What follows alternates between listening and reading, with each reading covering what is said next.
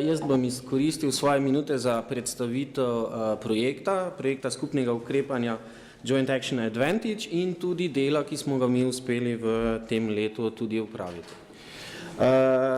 Kot sem dejal že v uvodu, je to prvi projekt skupnega ukrepanja v Evropski uniji, ki je bil razpisan in sofinanciran in velja za področje krhkosti. Projekt se je začel z letošnjim letom, s 1.1. in bo trajal 3 leta. Imamo 22 sodelujočih držav s skupno 40 organizacijami. Projekt koordinira naš partner iz Španije, Nacionalni inštitut za javno zdravje, pa vodi delovni paket 6, ki se osredotoča na menedžment krhkosti na ravni posameznika. Da ne bom predolg, bom tale slajd preskočil. Vsebinski del dela na projektu Advantage je umeščen v 5 delovnih paketov. Najprej je to poznavanje krhkosti na ravni posameznika, iz tega je vir danes črpal profesor Onder, potem enako na ravni populacije. Delovni paket 6 je v bistvu paket, ki ga koordiniramo mi in kot sem dejal, je usmerjen na menedžment krhkosti na področju posameznika. Potem modeli oskrbe so v delovnem paketu 7 in raziskovanje ter razširjenje znanja na delovnem paketu številka 8. Tudi uvodoma sem dejal, da smo mi zelo hitro prepoznali ta projekt kot možnost večjega povezovanja. Nacionalni inštitut za javno zdravje je do sedaj koordiniral, vodil ali pa sodeloval že v številnih projektih. Na tem projektu smo se konkretno odločili, da poleg kadra, ki ga seveda mi na inštitutu imamo, vključimo ključne deležnike na posameznih področjih. Zakaj? Kot sem že dejal, je to nujno potrebno, zato da če želimo uvesti kakršnokoli spremembo, moramo vključiti ključne deležnike. Se pravi, moramo povezati seveda čim več deležnikov in tudi strokovnih skupin, odločevalcev, da lahko kakšno spremembo naredimo. To je bil prvi korak. Naslednji korak pri odločitvi tega projekta pa je bilo, kaj želimo dejansko doseči. Kot bom kasneje pokazal, kakšen bo končni izdelek, se nam je zdelo ključno, da za diseminacijo začnemo že čim prej v prvi začetni stopnji samega projekta. Naš tim je že v letošnjem letu, lahko rečem, da zelo veliko publiciral na temo krhkosti. Jaz upam, da ste vi tudi to opazili.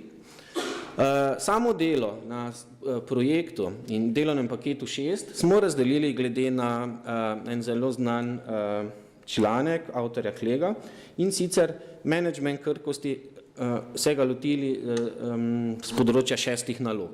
In to so najprej prevention, preventiva, clinical management, physical activities, nutrition, drugs and ICTs, se pravi informacijske tehnologije. Na vsaki od teh nalog imamo partnerja, ki za to skrbi in enako tudi partnerja pri nas, ki za to nalogo skrbi in razvija. Naši cilji so opredeliti orodja za presejanje in oceno krhkosti za uporabo na ravni posameznika v različnih okoljih, najti in deliti primere dobrih praks, oceniti te dobre prakse in pripraviti smernice za vse te naloge, ki sem jih potem že omenil.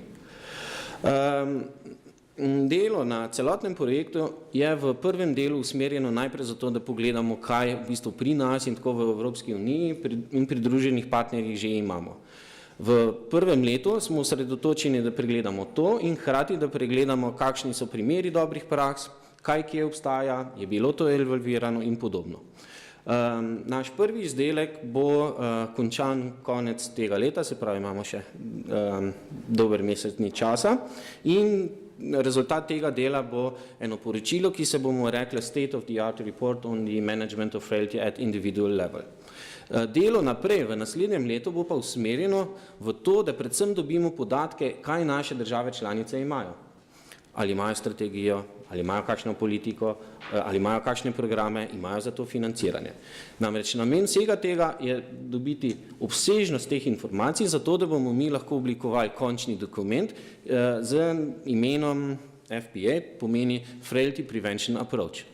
Namreč kot cilj na tem projektu smo si zadali, da na koncu izdamo dokument, ki ne bo zgolj ena knjiga namenjena vsem evropskim državam, pač pa en pristop, ki bo narejen po meri posamezne države članice. Zakaj to? Ja, zato, ker države so vsi različne, kulturološki smo vsi različni, potrebe so različne, ekonomsko stanje je različno. Zato bomo poskušali izdelati takšen dokument, ki bo prilagojen vsaki posamezni državi članice.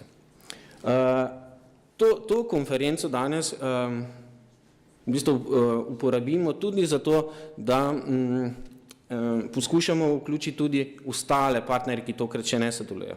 Za nas je to ključnega pomena v naslednjem letu, ker nas bo zanimalo, kaj mi imamo, kaj bi si mi želeli imeti, kaj mi dejansko potrebujemo, da bomo naša priporočila lahko vključili v ta Frailty Prevention Approach, ki bo v delu narejen po meri tudi za našo državo. Še nekaj besed o tem, kaj smo pa mi v letošnjem letu uspeli narediti.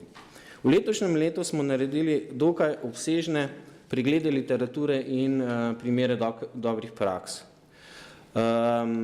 Na področju preglede literature smo najprej naredili delovne skupine, ki so nam predlagale določene ključne besede, ki jih v seznam pregleda vseh literatur tudi lahko uporabljamo. Porabili smo določene podatkovne baze, posamezne vključitvene in tudi izključitvene kriterije. Hkrati ob tem pregledu vse literature smo naredili tudi oportunistični pregled primerov dobrih praks. Kaj to pomeni oportunistični pregled? To pomeni to, da smo vključene države članice in partnerje prosili, da nam sami posredujejo, kakšne dobre prakse imajo.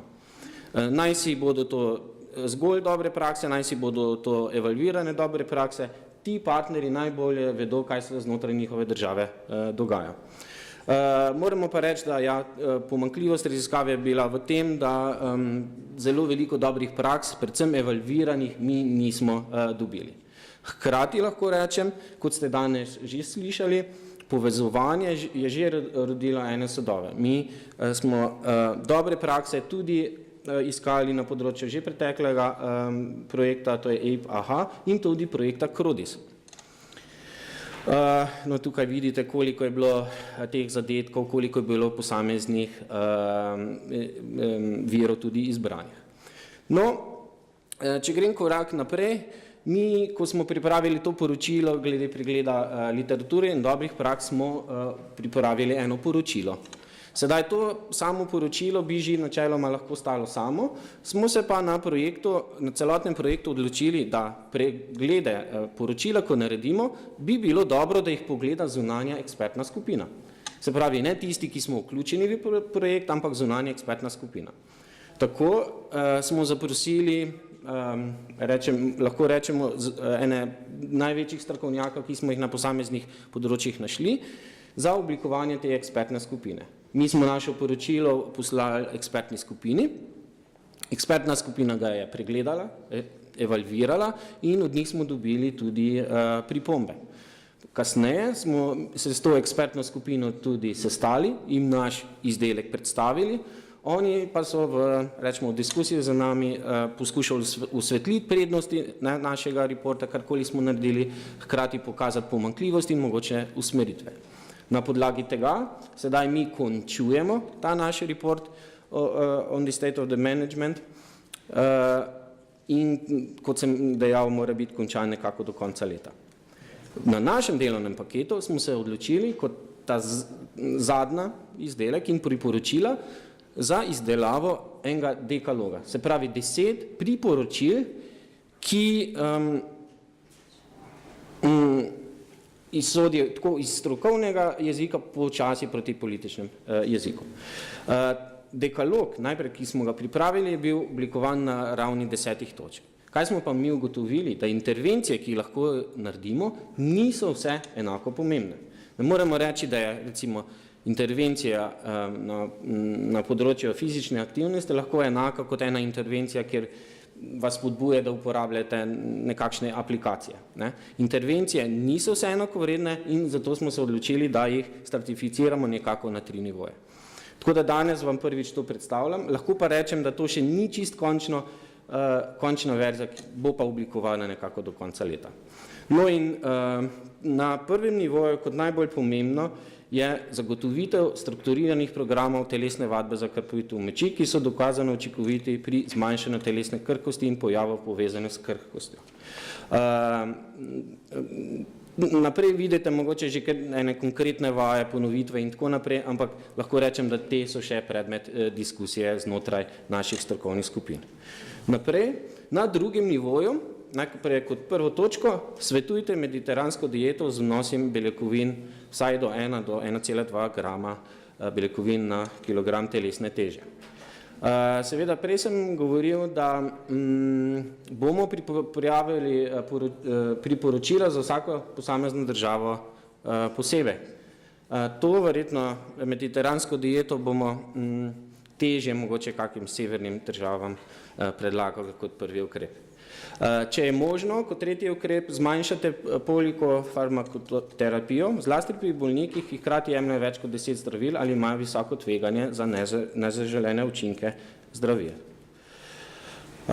Na drugem nivoju, druge stopnje, bolnikom z povečano telesno težo svetujte izgubo telesne teže, pri čemer, ampak vedno v kombinaciji s telesno dejavnostjo ali vadbo.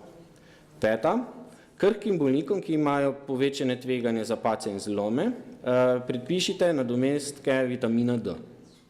Šesta, uporabljate storitve teleoskrbe za spremljanje vitalnih znakov. Sedma, in to so sedaj ukrepi na tretjem nivoju, začnite s preventivnimi ukrepi že pri odraslih v srednji življenjski dobi preko podajanja uveljavljenih priporočil glede zdravega načina življenja. Osma, za presejanje geriatričnih bolnikov, za prehransko ogroženost uporabljajte mini prehransko anamnezo. Za obvladovanje neustreznega predpisovanja zdravil in polikofarmakoterapije uporabljajte orodja, kot so Birsovi ali stop-start kriterije. Pri krhkih starostnikih vzpostavite intervencije za preventivo padcev.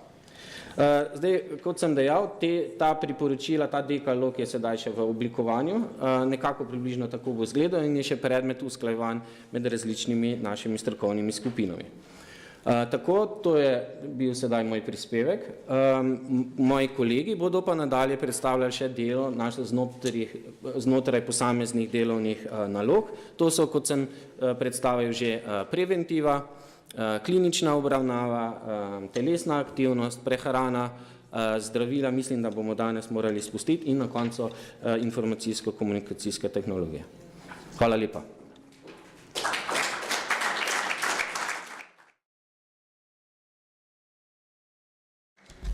Je kakšno vprašanje? Prosim lepo. Jakovljević iz zdravstvene fakultete, hvala za predstavitev. Ideja se mi zelo dobra zdi in skrajni čas, da se je to pojavilo tudi v Evropi. Vendar vas sprašujem, ker v prejšnjih predstavitvah smo že videli, da je praktično posod, kjer se obravnava krhki bolnik ali pa krhka starejša oseba, je vedno vključen fizioterapevt. Govorite o multidisciplinarnem oziroma interdisciplinarnem pristopu, ampak tukaj fizioterapevtov ni. Kaj vas je vodilo, da jih ni? Da jih niste povabili k sodelovanju, na vse zadnje imate na NIJZ-ju, mislim, da 3 fizioterapeute, ki bi jih lahko s pridom izkoristili. Hvala. Hvala lepa za to vprašanje. V bistvu sem zelo vesel. Če vam bi lahko vprašanje napisal, vam bi to vprašanje napisal. Ko smo pripravljali naše sodelovanje na tem projektu, seveda smo želeli vključiti čim več deležnikov, ki bi lahko sodelovali. Ampak kljub temu smo bili glede na vse resurse nekoliko omejeni in res nismo mogli vključiti, vsaj v začetnem delu, čisto vseh. Lahko rečem pa mogoče nekoliko za hec, da se je tokom tega, tudi ko se je projekt začel, zelo veliko ljudi, oseb in organizacije identificiralo s tem problemom. Kot smo danes že ugotovili, vsi se staramo in vsakdo, če druga ne, vsaj pozna enega starostnika, da ne govorim pač o poklicni usmerjenosti, kjer bi lahko kaj doprimogla. Nikakor pa to ne pomeni, da smo mi kogarkoli izključili, ampak vsi želimo vključenost, je pa res, da na začetnem delu projekta, kot smo seveda zdaj, kjer smo to delo upravili, smo ga morali upraviti z omejenim številom pač naših partnerjev. Ta konferenca je pa priložnost zdaj za širše povezovanje, kjer mi res potrebujemo vse deležnike, tudi vaš fizioterapeute, ker bo vaš doprinos ključen v nadaljnjih priporočilih, ki bomo tudi rabili. Tako da v uvodnem delu seveda tako, naše pričakovanje in želje so pa še za večjo vključenost vseh, ne pa izključenost. Tako da, hvala lepa.